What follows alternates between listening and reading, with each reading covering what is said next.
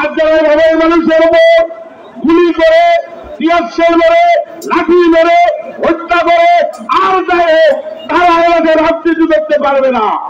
এই লক্ষ্য আমাদের আমি শেষ করছি। আসসালামু আলাইকুম।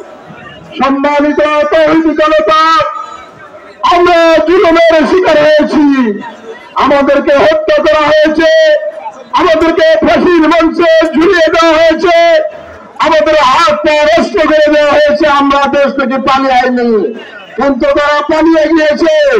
আজ আমরা অত্যন্ত প্রহরীর মতো জেগে থেকে বাংলাদেশে ইসলাম প্রতিষ্ঠার লড়াই সংগ্রাম চালিয়ে যেতে পারেন। তৌহিদি জনতা, আমরা জানিয়েছিলাম, আজও জেগে আছি। আল্লাহর জমিনে আল্লাহর দিন প্রতিষ্ঠা না পর্যন্ত আমরা জানিয়ে থাকতে বলেন, ঠিক কিনা? সংক্ষিপ্ত শুভেচ্ছা দেওয়া রাখবেন বাংলাদেশ জামায়াত ইসলামী ওলামা পরিষদের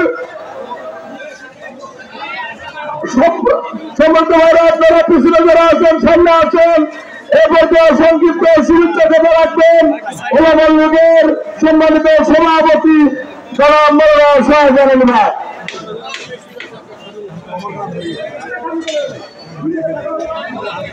আসসালামু আলাইকুম ওয়া রাহমাতুল্লাহি ওয়া বারাকাতুহু।